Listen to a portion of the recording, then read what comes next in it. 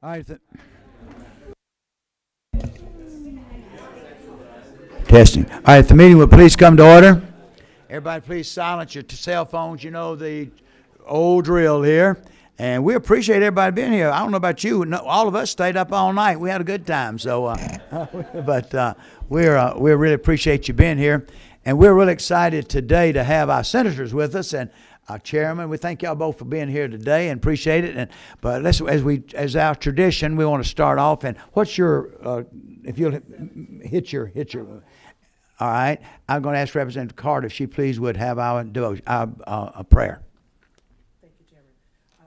Father, we just thank you and we praise you now for allowing us to be in your presence another day. And God, we just glorify you and thank you for allowing us to be your servants. So, Father, as we have gathered here today, this education committee, mindful of the children that you adore. And we just thank you that you are giving us wisdom and insight into what is best for the children in Georgia. So, God, guide our time. Thank you again for the opportunity to serve. Thank you for these leaders. We pray you continue to bless their families and guide our time here this morning. In Jesus' name, amen. Amen. Very good. As you may remember, when we first started the session, we had 2 joint meetings with the House and the Senate, and we heard from various groups and had various people that had things they wanted to talk about. And I remember our leader here, great representative here, Teasley, said that he had a great presentation he wanted, and we had 2 or 3 other groups. Representative Carter had a group she wanted, and various groups that wanted to present, and we didn't have enough time. But I made a promise, and I'm keeping that promise today. I made a promise that we would hear from all those that did not get a chance to present and things we did not get a chance to hear. So if any of you in the audience feel like you've been depraved or deprived or left out, deprived. Oh, got the word wrong, did I? We'll let you speak afterwards. But before we start, I'd like to ask the chairman of the Senate Education Committee, is it 12 down there? 12. To give a welcome also and say a couple of things, all right? Okay, fine, thanks. I appreciate each of you coming. I know lots of you who were in the chambers last night got worlds of sleep, as we did. I really want to commend the program that we're going to hear about today. Lee Coburn was principal at Marietta High School for a long time. She has the passion, the vision, and the heart for success because she's got a heart for kids. When we talk about the path forward that we need to take, what are we going to do in schools that maybe aren't performing where we would like for them to be, or have the challenges that we recognize are in so many of our schools? The question is, what do you do? And I think so many of the times if we see a success story, we say, aha, this is the plan, this is the plan. And that plan is worthy of looking at. But a plan on a piece of paper is not going to get us there. You've got to have leadership. You've got to have a Lee Coburn. You've got to have someone that has the vision and someone that has the heart and also the wisdom to start by asking the question, what do the students need? And Lee's going to tell you a lot more about that, and I'm not trying to steal her thunder. But as we go through this, it's not going to be a perfect plan on a perfect sheet of paper and say, if you do everything on this paper, you're going to be successful. It's going to revolve around the leadership and the vision and the understanding. Our job number 1 is meeting the needs of students. And if we do that, we'll be successful. I think each plan we come up with in each school is going to have to be tailored to the needs of the students in that school. But I commend Lee. She's been successful in anything she's ever turned her hand to and has been a real asset to Marietta City Schools and most especially Marietta High School. She's a great friend and a great supporter of kids. It's great to be here with you, Lee. Thank you, Senator. I appreciate that. Now I want to ask, is there someone else? Okay. Now I want to ask our committee if they have any questions, any kind. I'm still asleep, y'all. Excuse me. I'll get all right. I want to tell y'all what. I came in this morning. I got caught behind that burning garbage truck in DeKalb County.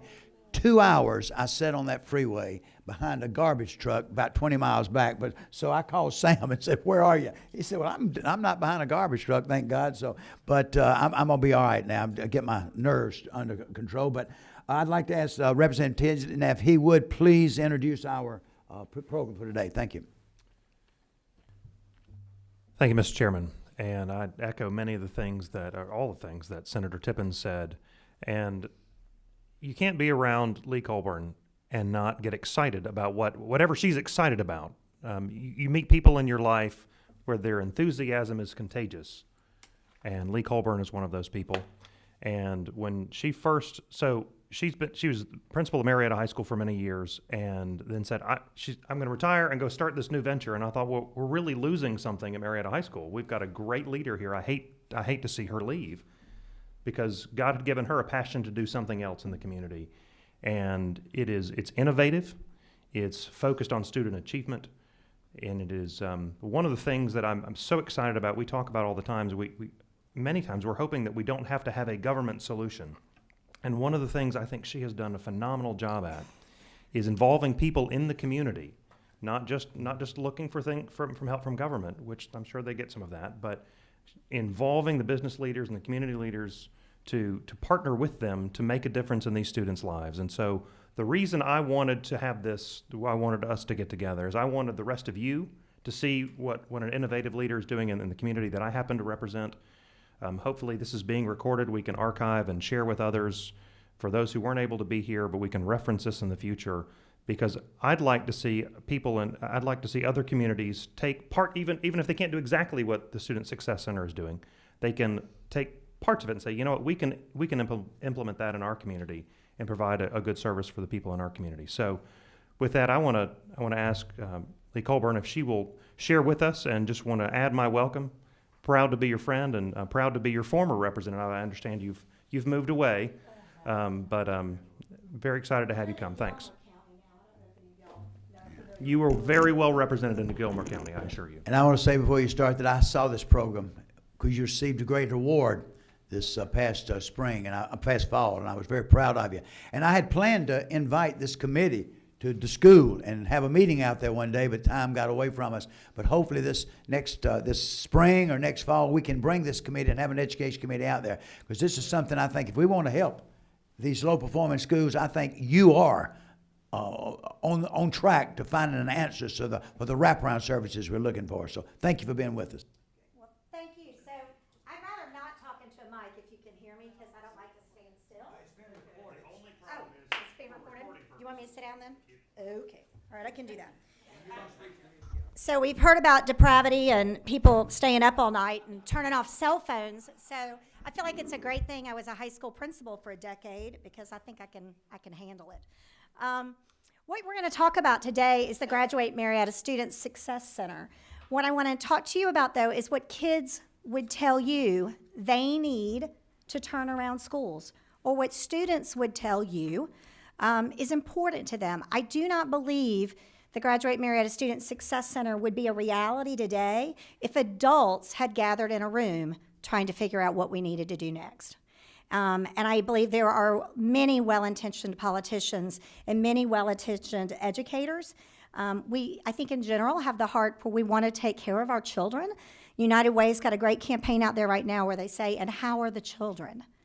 Because the children are truly the greatest measure of the health of your community. And I would tell you the children are suffering. Many of them are. And I've worked in education for all of my 30 years, always at Title I schools, always at majority poverty, majority minority schools. So I've always had a heart for working with kids that I felt sometimes weren't getting what they needed at home, or maybe weren't being supported the way they needed to be in their community. But this has been the greatest work of my career. It's innovative, it's creative, it's allowed me in some ways to be my own boss, and people who have managed me before would tell you that that's probably a good thing. It's a high-maintenance employee sometimes, but tried to be high yield. So let's talk about honoring student voice. If you walk away from nothing else today, those are the two words I want you to remember: student voice. You are here to represent those students who are in your constituency as well. And I believe that what I'm going to tell you today, you could take back to your community, and it is as true in your community as it is in mine. Marietta City Schools has one high school. We are a one high school town. We are a place that the State Department has piloted programs for years because we have all kinds of kids that you find all over Georgia in one high school. So I absolutely think that the model that we've come up with is not only replicable, it's also flexible. And there are many other school districts that are looking to launch their own centers. If they do the process the way I believe it should be done, their center will be unique to their community. Okay, so this is not a rubber stamp, but I do think the process is one that can be followed. So let's talk about student voice. Those of you who are sitting up in the cushioned chairs up here, you have a glossy flyer in front of you. If you flip over onto the back of that flyer, it shows you an arrow pointing up, and those are the graduation rates at Marietta High School over the last 5 years. I was the principal at Marietta for a decade. That's a long time for a high school principal. Average tenure is about 3 years. For a high school principal. So I was there a decade. More importantly, I think empowering this work, I am a graduate of Marietta High School.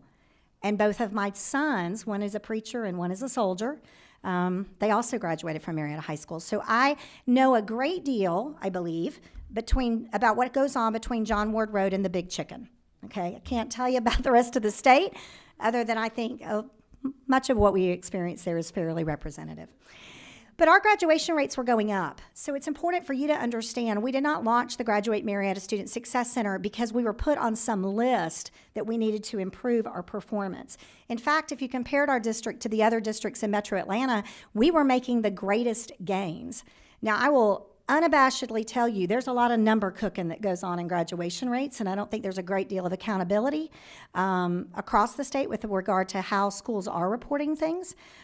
So I read graduation rates sometimes and shake my head because I know the populations that are being served there. And I'm not talking about the soft bigotry of having low expectations of challenged communities, but I am talking about reality and life.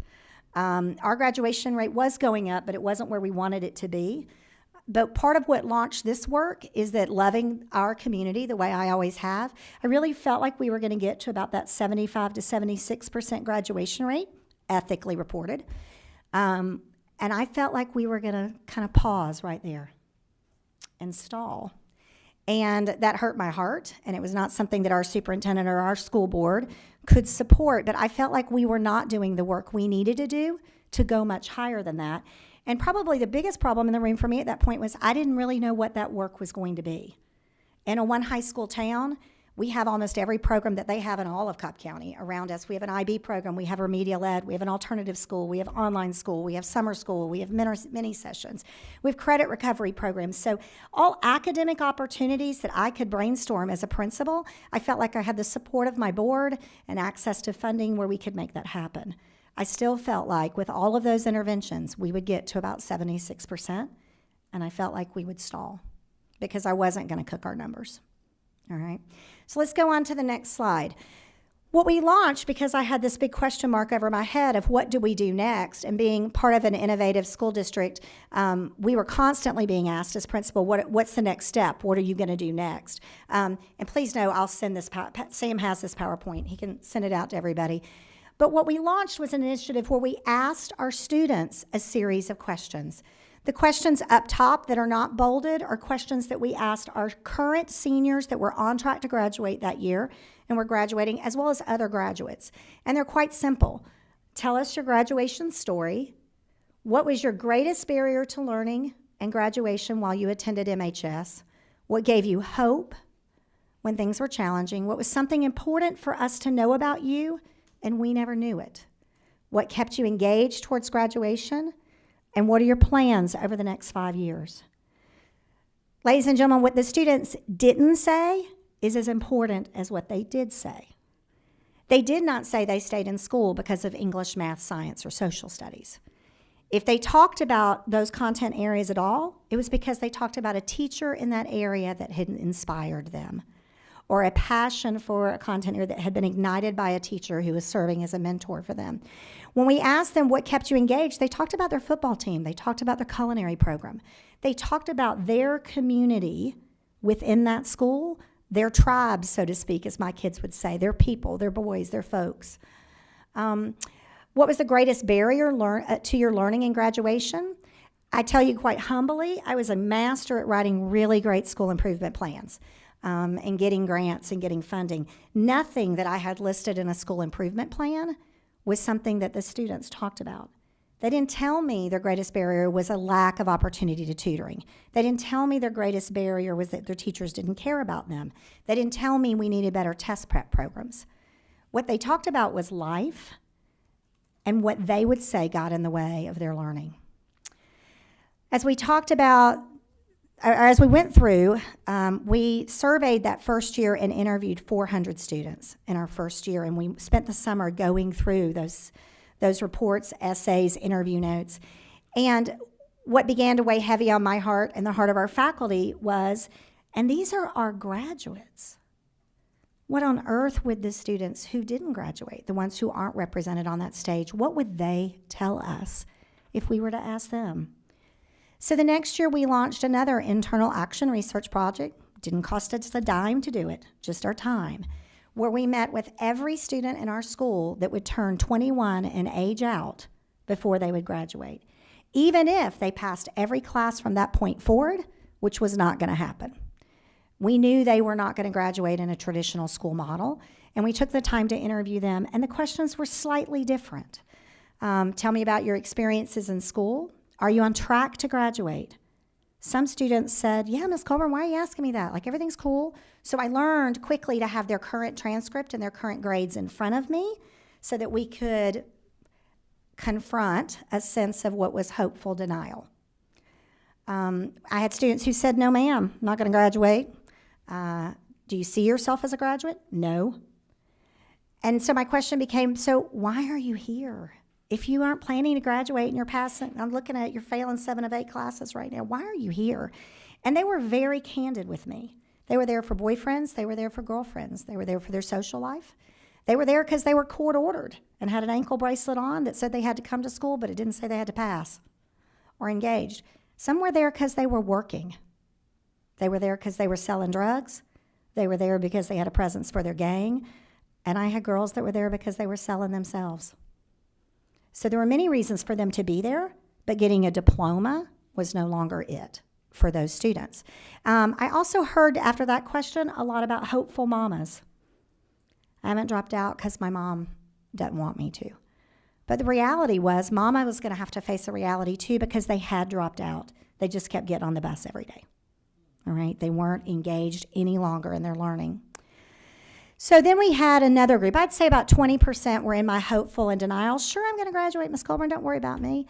But at least they saw themselves as graduates, and that was a place to start. And then I had about 20% that were in my, no, I don't plan to graduate, I'm clocking time for my own reasons. But then we had about 60% there where I'd say, are you on track to graduate? And they had done enough self-reflection that they would say, no. And the next question, do you see yourself as a high school graduate? And they'd drop their head, some would get tearful, some wouldn't talk for a few moments, and they'd say, I used to. And that was where we started spending a great deal of time, was with that group of kids. So I'm going to invite you into an afternoon of those interviews. So I have some brief notes here from October 26th of 2015, so you can pretend you're in the room with me. And I asked the question, when did it begin to go off track for you? And I'm going to read you 19 answers. When did it begin to go off track for you? Well, I'm autistic, so school is really hard for me. An affair my dad had destroyed our family.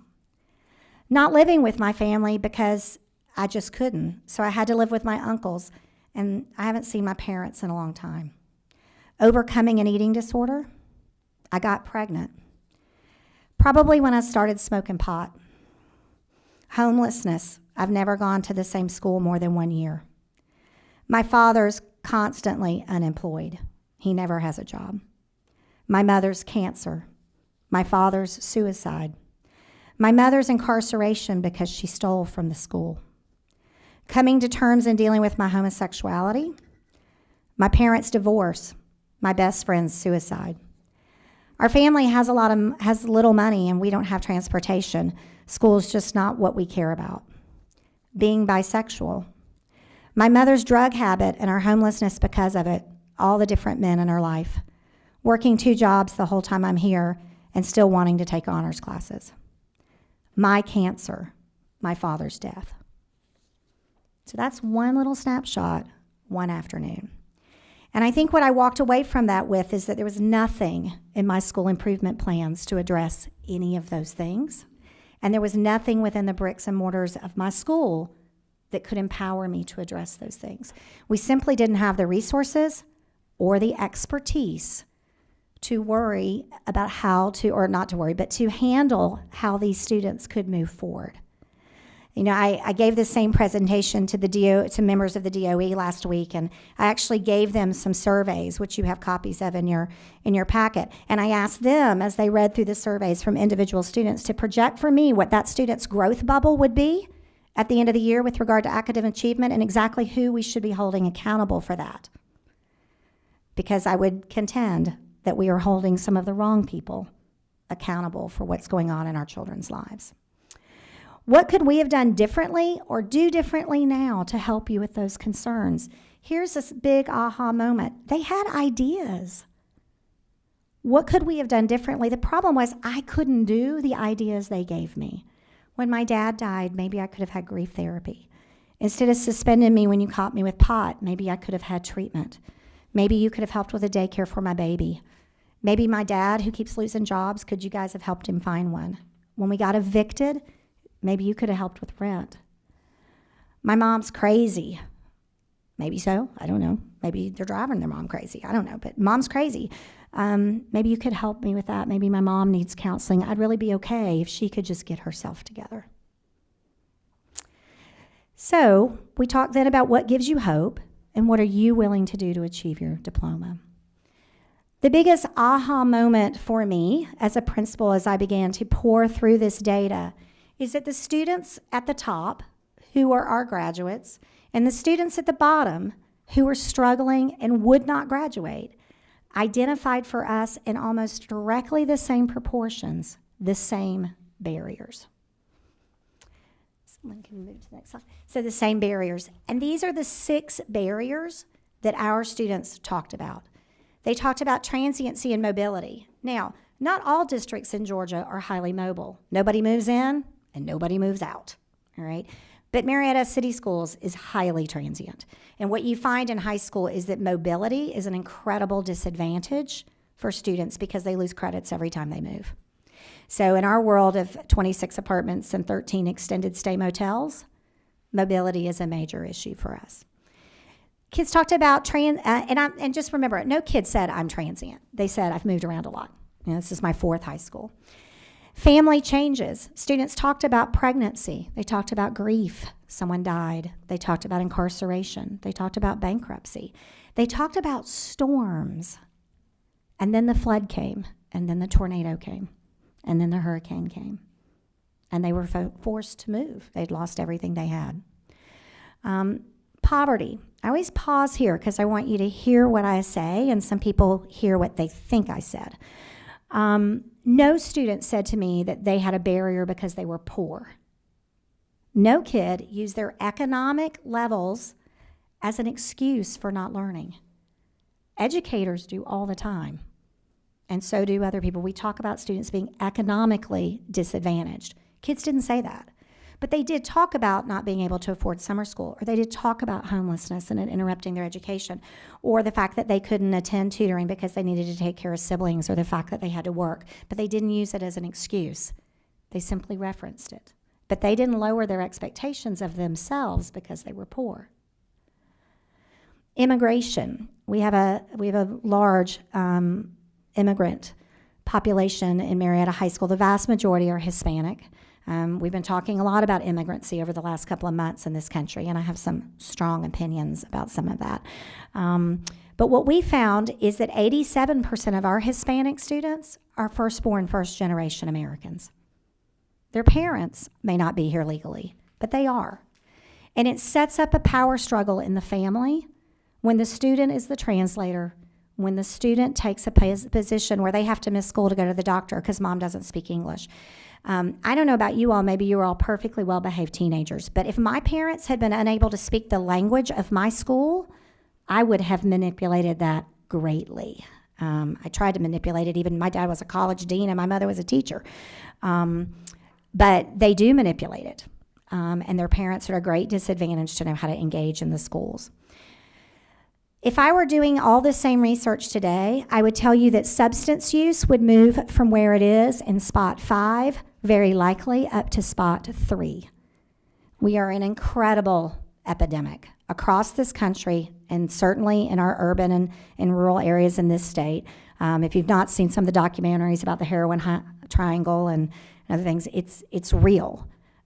Students today, honestly, I believe through no fault of their own, believe in better living through chemistry. The 2 number 1 drugs at my school, we know this because of the work of the Student Success Center, are pot and Xanax. Okay? They are not prescribed Xanax. Please don't misunderstand me. They are taking it from their parents and their grandparents who may be on hospice medical cabinets. They're buying it in the bathrooms. When I taught 2nd grade 20 years ago, my taught curriculum from the DOE, from the Department of Health, when we would focus on drugs during Red Ribbon Week, 1 week a year, was we would say, boys and girls, there are 2 kinds of drugs in the world. There are the bad drugs that you get from people who are not your doctors, and there are the good drugs that you get from your doctors. Those students are all now in their 20s. We have modeled it as parents when we have talked about prescription sharing, and you're aware, citizens, you sit down tonight and you watch any program tonight, I don't care what channel you're on, and you make a tally mark every time it's about a drug that can somehow make your life better.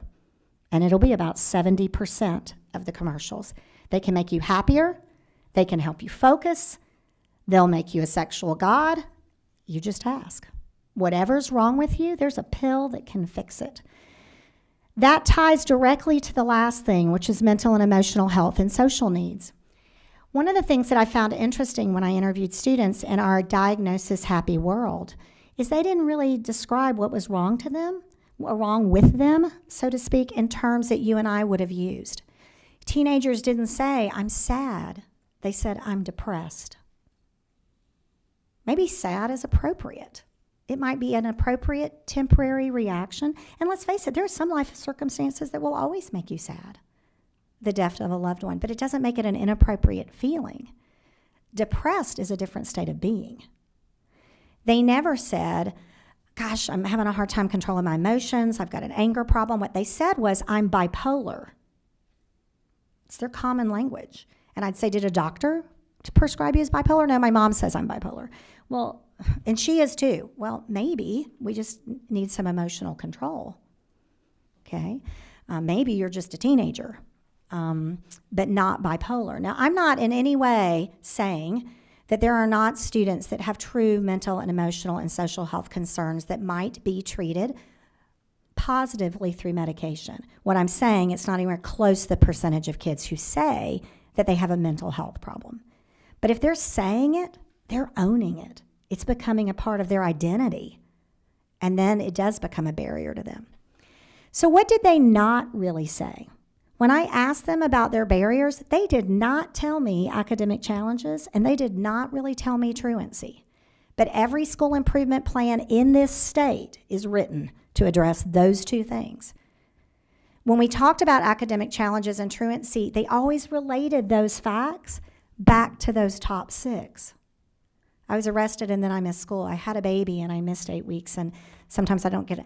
I got suspended a lot because I was smoking pot. When the tornado came, my family moved and I missed a semester of school. So I'm not saying tutoring and test prep and academic opportunities are not important, but my kids had access to those. And maybe that's one of the reasons why they didn't address it as a barrier. And I certainly have kids with attendance problems. But the way I was choosing to address those through more academic opportunity, more academic rigor, was never going to get to what was causing those problems in the first place. So as I was presenting this to teachers, again, I said, sometimes people hear what they think you said and not what you say. my teachers began to feel a great burden. So the more that we talked about these issues, transiency, family changes, poverty, there were two things that kind of happened. One was they thought I was trying to say they needed to be an expert in those things. They also thought I was trying to say that they needed to lower their standards or their expectations because of what our students were facing. I never said that, but it's what they heard. Instead, I think you've got to address your expectations in a different way. But you cannot have accountability without having support and resources. And the students who are the most challenged and the most mobile have the least access to the resources that they need. In my community, if you're stressed, it's much easier for my kids in poverty to find a Xanax than it is a yoga class that they can go to. My teachers were quick to tell me that they all had examples of students who had many of these different barriers, and they went on to graduate with honors, go on to military academies, go on to Ivy Leagues, and that's true. We do have students like that. So the second question became, and why? If our students who are graduating and our students who aren't graduating are facing the same barriers with the same opportunity, why do we get such different results out of some of our students? Well, there was one piece of data that I will tell you was something that was apparent. The students who were going under did tend to experience those barriers, transiency, substance use, with greater frequency and greater overlapping. All right, also with fewer resources. All right, so the student who comes from the intact home that has a strong faith sense of belonging and parents have a steady job, who is dealing with depression, has different resources to help them through it. But the student who's dealing with depression, immigrancy, and addiction, and certainly mobility, they don't even know where to connect. So our next research project became, let's look at what makes these kids different, who graduates and who doesn't. And many of you have, I'm sure, read studies over the years, as I had, on self-efficacy and resiliency. I knew it when I saw a kid that was resilient. You knew that no matter what they were facing, and maybe some of you in this room, you were going to make it. There's that something special about you. What was it? Any of you sitting in this room at this point have at some point faced some type of trauma or stress in your lives. And if I asked you how you got through it, you would tell me your family, your church, your coworkers, your drive, your future focus, your access to assistance professionally. Well, students, what we started looking at and studying, there's a great study out there called Building a Culture of Hope and How You Turn Around Low-Performing Schools. And what they do is take somewhat the radical view, which authors sometimes do, that we pay way too much attention to academic interventions, that if we worked harder to build within each student a sense of hope and optimism, a sense of self-confidence, self-esteem, and pride, a sense of belonging, and a sense of purpose, you would have an achieving student. I will tell you, as a high school principal, you give me that kid who's hopeful, has a strong sense of worth, knows who he or she is and who they belong to, and believes they were put on this earth for a reason to do something, I promise you I'll give you a graduate. Promise you. Okay? So, whose responsibility is this? Well, it's what you hope happens in a family. But I have students who have no sense of belonging to their family. I have students who choose to be homeless. Let me tell you what, there's a reason if they choose to be homeless. All right? This is the work of churches. If someone says, why do you belong to church? They're going to tell you this is what they get out of their churches. This is the work of recovery groups. Believe it or not, it's the work of gangs. Why do kids belong to a gang? They find a sense of belonging and a sense of worth and a sense of purpose. They may not find hope, but they also may define hope differently. Why are they doing drugs? They found a group that they belong with, and it's a way to escape. So this can work for you, or it can certainly work against you. So our question became, Linda, if you'll go back one slide, our question became, how then as a school, and this is what I tell you, this is how adults would have never come up with this answer. How as a school do we address these barriers, transiency, family changes, poverty, immigration, addiction, mental, emotional, social health, through a framework that at the same time builds resiliency, through hope, through purpose, through their sense of belonging. So, Lynn, if you go back one more, go back forward, or so to go back forward, let's go forward. Hope, self-confidence, belonging, and purpose. How do we address those barriers through this framework? And what would that look like? And so we went back again to our students. Thank you for being so honest with us. Thank you for telling us about your barriers. If we were to help you address those in a way that you would feel successful, in a way that you think you could get through it, what would that work look like? And what began to emerge was a structure. If you will look in the glossy books that I gave you, the first thing you'll see is a page that talks about the 3 centers in the Graduate Marietta Student Success Center. There's the Center of Academic Support, because kids didn't say it wasn't important. They just said it wouldn't do it all alone. The Center for Behavioral Support and the Center for Community Partnerships. As we began to research what this would look like in our school, we asked 2 groups of folks, the students and the teachers. Well, the Center of Academic Support, there was very little difference in what students told us and what teachers told us. That's our wheelhouse. That's what we do, all right? Now, you can argue whether or not we do it better or could do it better, and you can argue about whether or not some of these schools that are on the persistently struggling list do it well. That's a different conversation. But we know what we're supposed to do, okay? The second became the Center for Behavior Support. We surveyed all of our teachers and every one of our students and said, if we were to have a Center for Behavior Support, who would be there? What kind of things would we do? What would it look like? What would it feel like? Very different answers came back from our teachers and our students. I don't blame the teachers. I understood their mindset. I was one of them. So what came back from my teachers was, oh, that would be that place for kids who misbehave. That's what you would do in the Center for Behavioral Support. But remember, that's not who we surveyed only. We surveyed all students, all 2,200 of them. What would be in the Center for Behavioral Support? Guess what we got back? Life coaching. We got back conflict resolution, a place for mediation, professional etiquette, dress for success, interviewing skills, stress management, yoga, wellness. What we got back was access to life coaching, access to life skills. I'm assuming some of you in your other jobs, other than being down here, you employ people. If you're like me, I've employed people a long time. I have fired few of them for a lack of professional knowledge. Most of them I have terminated because of a lack of soft skills or problem-solving skills or the inability to get along with others or manage what's going on in their life. So kids were far more accurate in what they needed. The third thing that we did in our school district is we asked our students about community partnerships. When your family is struggling, where do you go? Who gives services to your family? Who treats you with respect while they do that? Where do you go for help? And we did the same thing with our teachers. And very simply, in a faculty meeting, we just wrote out the barriers that our students were identifying: teen pregnancy, incarcerated parents, divorce, grief, drug use. And we asked our teachers to brainstorm for us potential partners in our community. And they did that for us, and that became our potential partner list. So I stepped down as the principal of Marietta High School to try to open this center on June 30th, 2015. And when we opened the center on October 22nd of that same year, we had 37 state agencies and organizational partners as a part of the Student Success Center.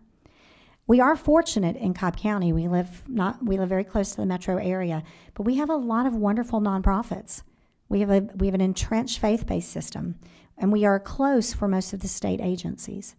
So when we opened the Student Success Center, we opened with 15 employees, only 5 of whom are school district employees, and only 3 of them, of those 5, are paid with district funds. 2 are paid with Title I funds. But the other 10 come from our community. I have within the center our own probation officer, given to us by Cobb Juvenile Court. So all of my students who are on probation, we can talk to one probation officer about that. I went to Sabrina Watkins, who's our director for Cobb DFACS, and said to her, Sabrina, how many kids do I have under case management? How many families do I have in an investigation? She told me. I said, is that enough for us just to have our own here on campus? So I have my own DFACS officer, our own probation officer, substance abuse counseling. We went to Live Safe, which was formerly known as the YWCA, and said, how many students do I have living in the shelter for domestic abuse and or sexual abuse and domestic violence? Could we have our own counselor to not only talk about recovery, but prevention and education. What are the 10 signs of a healthy dating relationship? What are the 10 signs of an unhealthy dating relationship? What's risky sexual behavior really look like in the teenage world? Talking to them about building healthy relationships going forward. How do you avoid sexual assault on a college campus? So prevention, education, support, and recovery, the full gambit, regardless of what barrier we're talking about, whether it's addiction, whether it's mental health, whether it's homelessness. We have a representative from the Center for Family Resources to help connect our family with their housing programs. Which ones are they strong fits for? So what we've created is a one-stop shop for students and families. In Marietta City, if a mother is abused, she's just as likely to show up at my office wearing sunglasses as she is at the police department. In fact, probably more likely to come in because I have representatives of those agencies right there. What it's done for us is it's allowed us to identify barriers. It's also allowed us to eliminate excuses. But as powerfully as anything else, for those of you sitting in your chair, is it's allowed us to design a new way for government agencies to interact with one another and nonprofits to interact with one another. They work in silos oftentimes in their own buildings instead of providing collective case management for families that are struggling. It also now holds families more accountable because they get to tell their story once to all those different agencies, not a different story to each agency. And it also doesn't allow for that re-victimization of someone to say the same thing over and over and over about what's going on in their life. So they can come in and we can collect or bring together the different agencies of our town around the conference table in our school to talk about what resources and expertise those agencies have to work with these families. And we have memorandums of understanding now with all of those different agencies. I have 4 mental health providers in my center. So we look at, I'll tell you, the most difficult thing I deal with is insurance. Which insurance agencies allow what, group versus family versus stuff. But we figured it out. And we just make sure we have it all represented. So the student who has no insurance, the student has private insurance, the student has public insurance. We just make sure we have clinicians that can work with those students. I would tell you now that we're in our 2nd full year. I would tell you about 85% of the referrals that come to the center are self-referrals or referrals for friend to friend, where they bring a student in and say, this student's struggling. I had the DOE there touring the other day and had a student come up and introduce me to a new girl and say, this is so-and-so, she's got some issues, she needs some services. I said, all right. So we start to connect her with those. And I will tell you, I think it's very powerful work. It's meaningful work, and it's respectful of our families. So our students can show up, they can wash their clothes at school. We have a laundromat, we have a clothing pantry, a clothing closet. United Way helps us with that. Mess Ministries and Atlanta Community Food Bank provide our food pantry. We provide 100 pounds of groceries a month to any family that a student says they need it. They can come in and do that. Then we have our collective services. We have a cafe that runs after school that our culinary students run a restaurant out of. We have buses that take kids home in a 2nd tier, so any student can stay after for counseling, a support group, or tutoring. And it's really pretty magical work. So I believe what you have in your packets, so you can do a little bit of your own research, you have our first annual report. That's the glossy packet that will tell you that in our first year, we've delivered about $1.4 million of services and resources back into our families. That's a significant number in just 14 months of work. You can also see there different staff, and you will see on our 2nd page a list of our community partners, as well as always personal donors and private donors. The bottom line is we get state money, we get federal money, we get faith-based donations. We get a lot of private donations and alumni donations as well. And then